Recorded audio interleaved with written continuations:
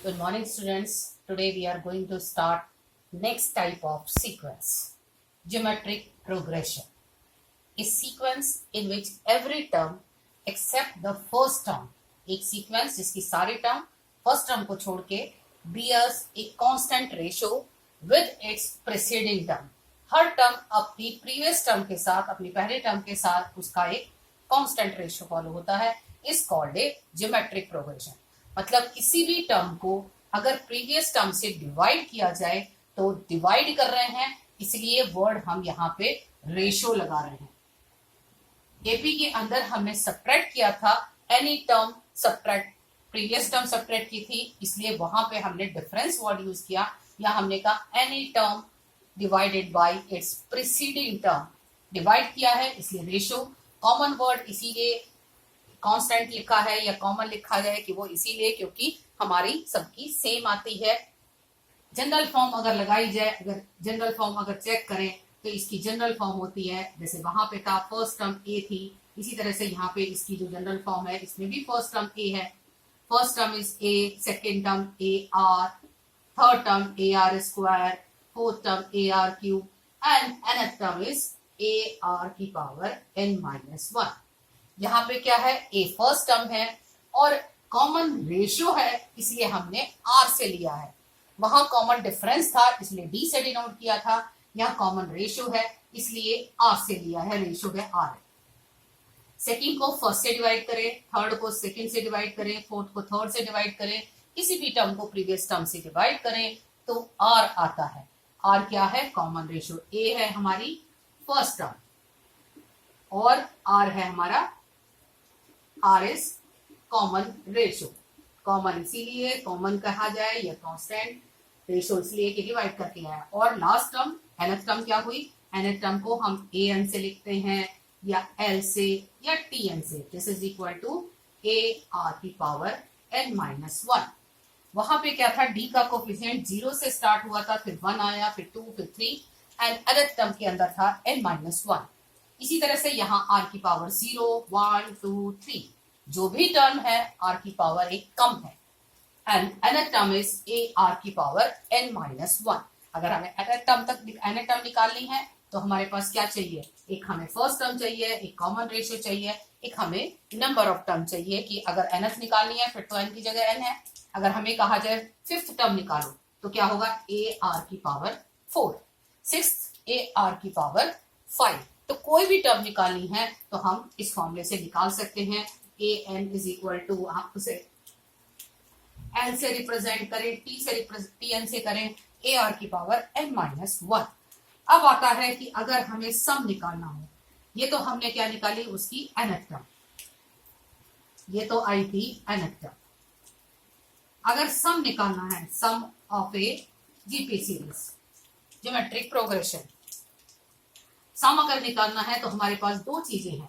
Are हमें नहीं पता लेस देन 1 है या ग्रेटर देन 1 है, इसलिए हमने फॉर्मूले उसके अकॉर्डिंग बनाए. फर्स्ट सम का फॉर्मूला लिखा ए 1 माइनस आर की power N divided by 1 minus R when R is less than 1. अगर आर की वैल्यू लेस देन 1 है तो फॉर्मूला हम ये लगाएंगे, लेकिन ये हो सकता है आर इज ग्रेटर देन 1 हो, आर की power N -1 divided by R -1, R is greater than 1. और अगर आर ए के इक्वल है तो सिंपल, जैसे ये हो जाएगा ए ए ए ए, जितनी बार भी है हम सिंपल उन्हें ऐड कर सकते हैं, फॉर्मूले की जरूरत नहीं. तो अब आपकी सिंपल सी बात, अगर आर लेस देन 1 है तो first formula, R greater than है तो सेकेंड फॉर्मूला.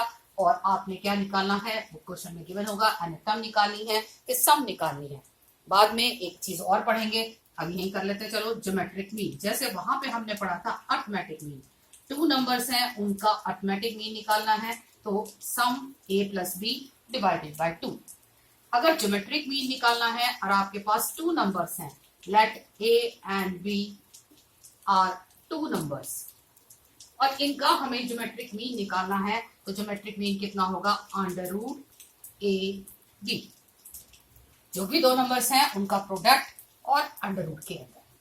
साथ ही साथ अगर हमें कहा जाए कि हमारे पास 4 टर्म्स जीपी में है या 3 टर्म्स जीपी में है तो हमें कैसे किया जाना चाहिए.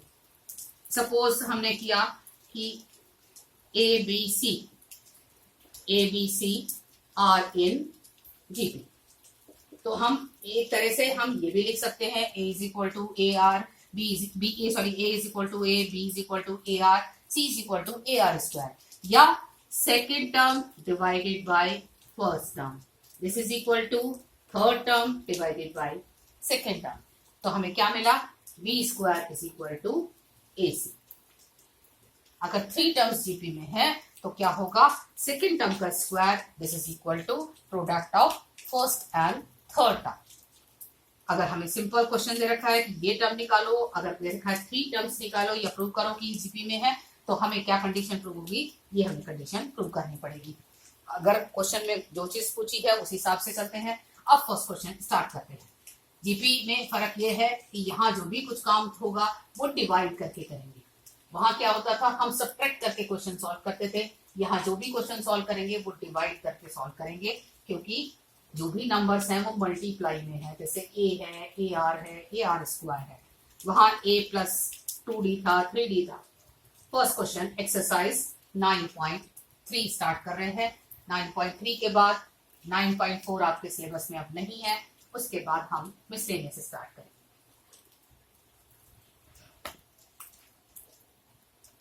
GP exercise 9.3।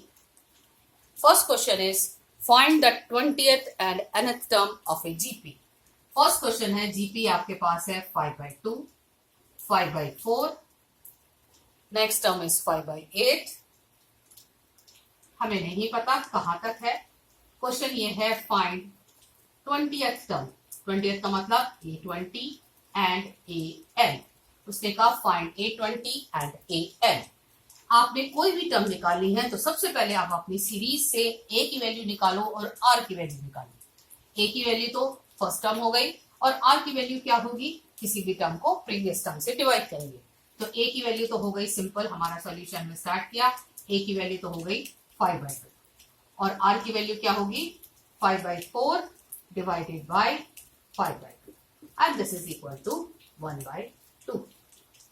R की वैल्यू हमने क्या किया, सेकेंड डिवाइडेड बाय फर्स्ट किया। ऑलरेडी उसने जीपी कहा है इसलिए चेक करने की जरूरत नहीं, अदरवाइज वो कहे कि ये जीपी है तो 20th टर्म निकालो, तो हम क्या करते, थर्ड को भी सेकेंड से डिवाइड करके देते। अगर वो कहता if it is in GP then find the value of A20, तो हम R को चेक करते, second divided by first and third divided by second check करते क्या वो भी हाफ के इक्वल आ रहा है या नहीं। अब find the value of A20, तो A20 मींस A R की पावर 19, पावर A की कम होगी। This is equal to 5/2 and 1/2 की पावर 20, सॉरी 19 कलेक्ट कर लेंगे तो 20 हो जाएगा।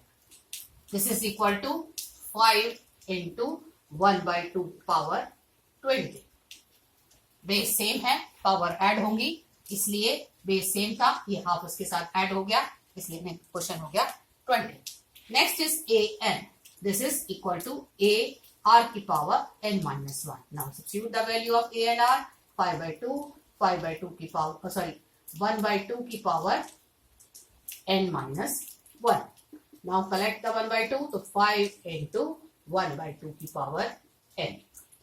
n minus 1 plus 1, so this is 5/2 into. Next question. Second question है find the 12th term of a GP. Question number second. Find the 12th term. Find the 12th term का मतलब A12। Question में है whose 8th term is 192. 8th term is 192 and first term and the common ratio is R. R is equal to 2 given है, R is equal to 2 given है, 8th term is 192, find A12। A12 निकालना है तो हम सबसे पहली चीज हमें A की वैल्यू भी चाहिए, क्योंकि अगर सॉल्व करना शुरू करें तो A12 का मतलब क्या होगा, A R की पावर 11। हमारे पास R है, A नहीं है, तो जो टर्म गिवन है हम सबसे पहले उससे वैल्यू निकालेंगे। हमने वैल्यू निकाली है, शुरू करी। A8 is equal to A R की power 7, this is equal to 192। अब इन दोनों को आगे ले जाएंगे। R की पावर A इंटू R की पावर 7 मीन्स 2 की power 7, this is equal to 192। A is equal to 192 divided by 2 की पावर 7। 2 की पावर 7 मीन्स 128. 192 divided by 128. तो a is equal to 3 by 2 divided by 64. A is equal to 3 by 2, R is equal to 2. Then value of A12 is equal to A is 3 by 2, R is 2 की power 11. Our final answer is 3 into 2 की power 10. अगर time है तो हम 2 की power को 10 solve कर देंगे, अदरवाइज हम इसे ऐसे ही छोड़ देंगे.